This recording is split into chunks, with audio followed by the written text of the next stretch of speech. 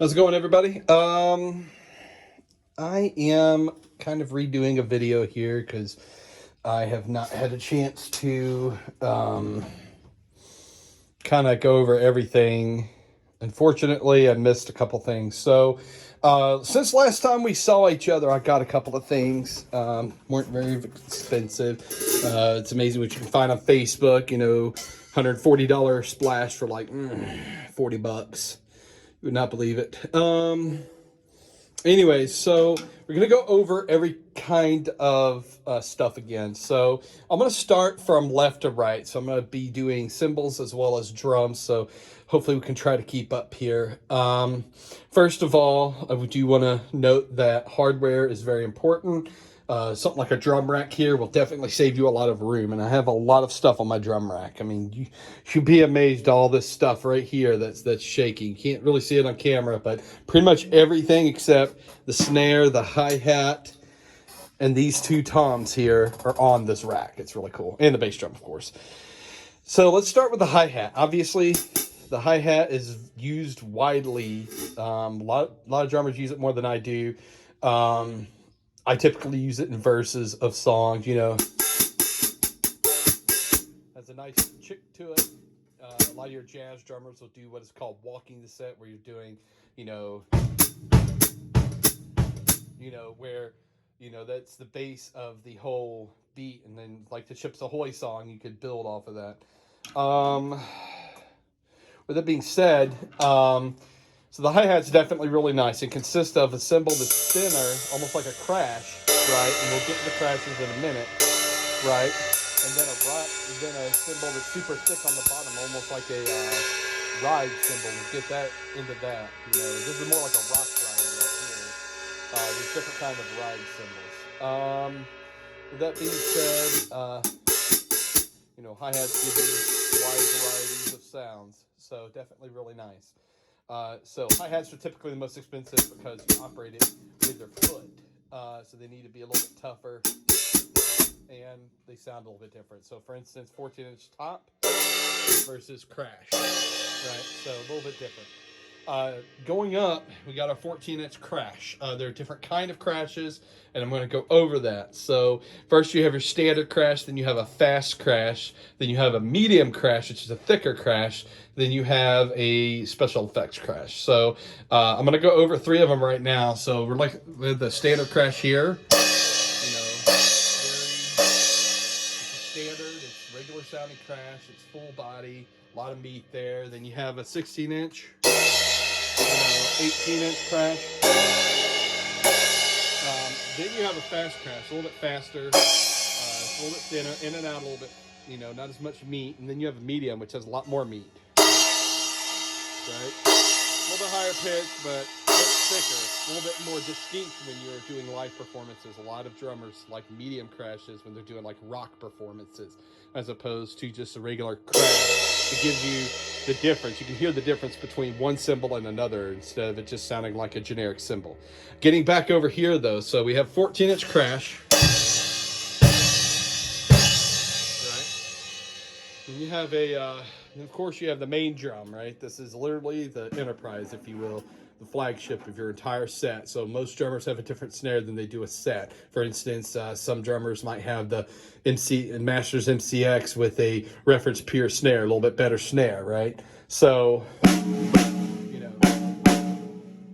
then this is without the wires. The snares have wire, the snare drum has wires on it to make it that nice sound. Can't really do it with one hand. Right? Typically the head on a snare is a lot tighter.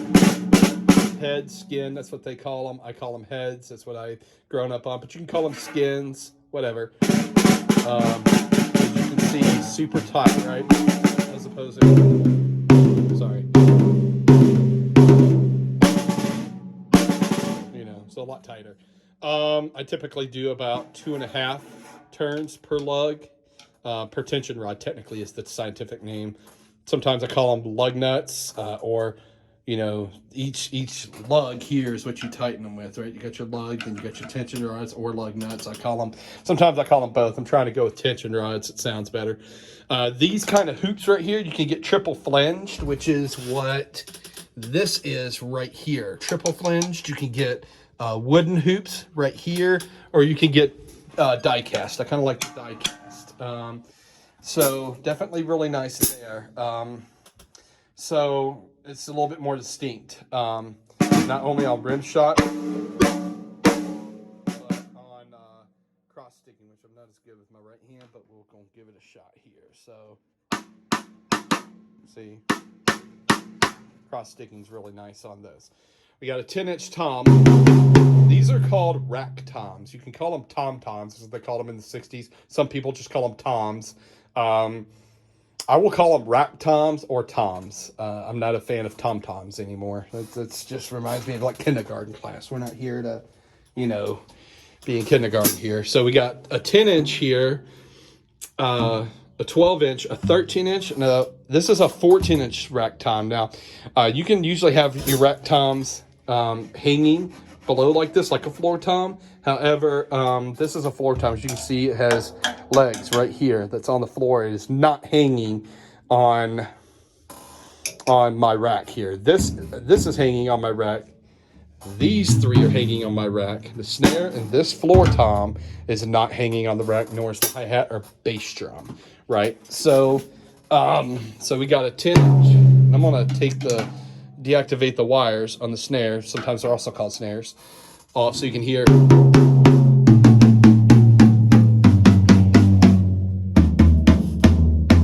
Still working on the tuning of this guy. Different head on this. This is a single ply G1 head versus a double ply. So double plies are typically a little bit tougher. I didn't know what kind of head I had at the moment, but I'm going to work with that. I may just have to bite the bullet and get a G2. But anyways, and then your floor tom.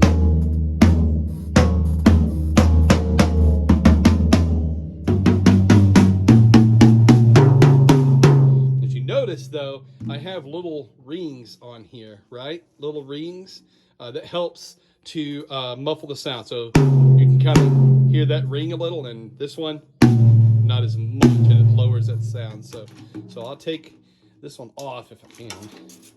Take this one off. See how much that rings? But if I put this on, this kills some of that ring. You can't, it is hard to put those things on with one hand, especially when you're holding a drumstick. So, you know, see how much a little bit more dead that sounds. Sometimes it's nice when you're recording studio. All right, getting back to the crashes. Now, we've gone over standard crashes. I'm going to hit them all in order, hit everything in order so we kind of get a feel. So this is a special effects crash. Kind of sounds like a China ride. It's a little bit trashier, lower. It's like an off-key hit on a piano, right? It's a key that's off, right? So, you know, sometimes musicians like an off-key sound on their stuff every once in a while. So now, another cool thing about this cymbal is when you're doing rolls on a cymbal, that's an 18-inch. That's an 18-inch. I'm not hitting this one as hard, right? So not as hard, right? If I come over here, you see you're barely getting anything. So you have to hit this one a lot harder, right? This one, right? If I hit it like that, see? It's a thinner cymbal, easier to do rolls on. You can barely hear the sticks hit it when you're doing rolls. So when you're doing rolls on a stick, you know, as opposed to you barely hear the stick hit, right? So definitely cool there. Now. So far we've gone over the toms, we've gone over the snare. This little guy is called a splash. I didn't have this in my last video, that's why I'm redoing this video. But it's a lot higher pitch, it's real fast, as opposed to like a 14-inch crash. fade, see how much longer? As opposed to, see. Now, I haven't had much experience with splashes, but I'm kind of afraid to use it too much because, you know, I don't want to break it. But we're going to see how much fun we're going to have with this. Now, this up here is a fast crash. You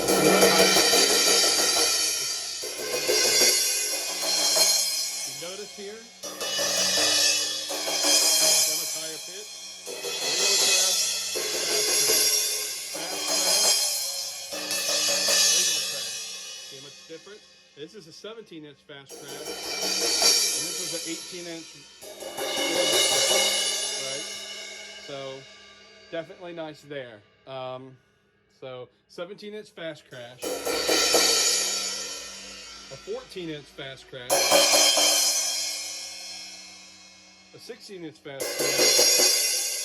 This is a 16-inch standard crash, 18-inch standard crash.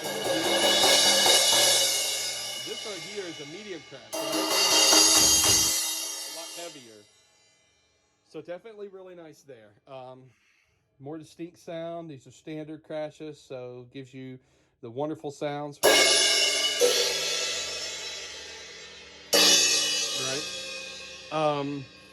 You're probably wondering, why do I have two standard crashes over here and then one over here? Well, I put my cymbals based on where I need them, right? I use my right hand a lot, so my most used cymbals, okay, are right over here.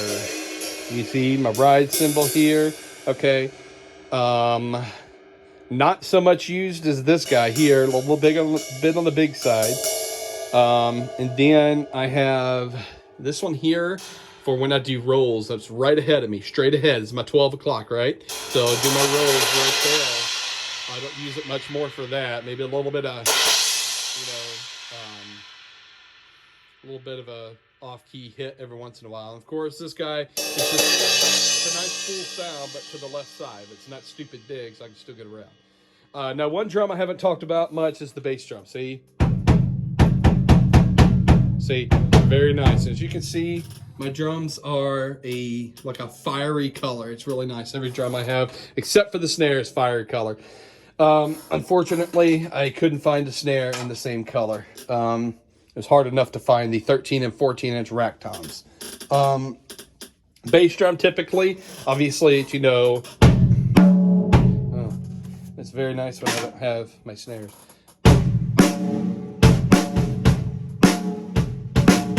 You see what I'm saying? Now, here's the thing. Bass drums also do stuff with the cymbals, right? So it's like, see how I hit it with the cymbal, see?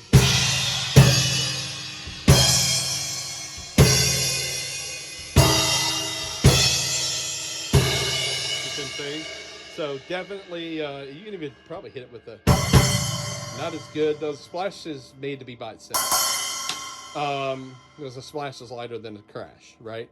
Now, so with that being said, the bass drum really accompanies. I'm gonna have to definitely play with that, starting to wiggle, starting to wobble there. Now the ride cymbal is one of my favorite cymbals. So see, when I hit a crash, that's called washing out. Does the same on a fast crash, especially on a set, right? But on a ride, see how it doesn't wash out? You can use it like a crash, but it's not made to be like a crash, you see? So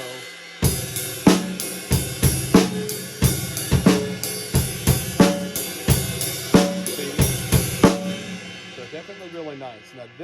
Now every cymbal has a bell. If you see here, it's easier. You can tell every cymbal has a bell. Even the ride cymbal has a bell. It's kind of hard because the thing's in the way. I bought this because it's like a bell, a little bit thicker and easier to access. See?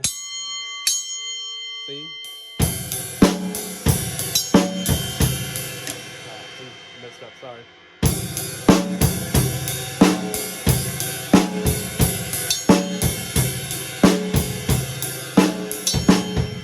You get what I'm saying. So Definitely really nice. A nice, distinct, almost bell-like sound, but it's a lot more accessible. So definitely really nice. This has pretty much been a cover of my drum set. I'm gonna go over some hardware though. So I got a hi-hat stand, obviously. Sorry for the mess. My drum studio definitely needs some tender loving care. So, and then of course you got a double bass setup. Whoops. So, one bass. Not the best at double bass, but yeah. Some drummers just would rather have one bass drum and 2 hits. They don't have the space for 2 bass drums. I wouldn't mind 2 bass drums, but it's just too much happening for me. So, and then I got the Pearl Eliminator. Both pedals are pretty much the same tension. So I do, since I moved my bass drum, I messed things up a little bit. So it's always fun when I have to fix things. That's why my pedals are not right. Sorry about that. That's better. See how it's doing that? And that one's the same way, right? So they both have the same tension. A lot of your bass drum pedals don't have that. That's why I paid $500 for this. There we go. Let's see. So anyways, so that's that for the bass drum. As you can see, I have my Pearl Masters limited edition 8x14" snare, which is really nice. I love it. So with that being said, there are a lot of different skins you can put on your drum. Some people like a clear head, a clear skin. I'm just going to call them heads for now. Some people like a clear head. Some people like a coated head. A coated head will give you a little bit more dull sound. Clear, obviously, is going to give you a little bit more distinct hit. You know. However, a lot of people don't realize that on a drum set, it's not just the same head on each side, right? You have 2 heads on a drum. You have the bottom head, which is the resonating head.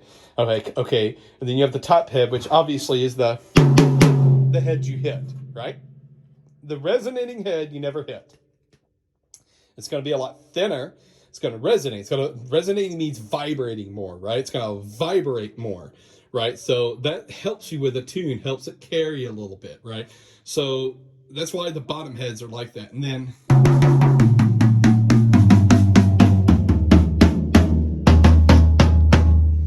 still got to get this one under control. It's my newest drum, newest edition. Waited 1.5 years for this thing. It's kind of one of my last presents for my mother before she passed away. So definitely really nice there. If you have any questions, let me know. I really can't think of anything else to add to the video. That's why I'm keeping the other one up. Oh, of course you have cymbal tops, cymbal screws, but you also have quick release. These are really cool. They're quick release, right? You hit the button or you can screw them on, but see how it releases real quick? See, it's really cool.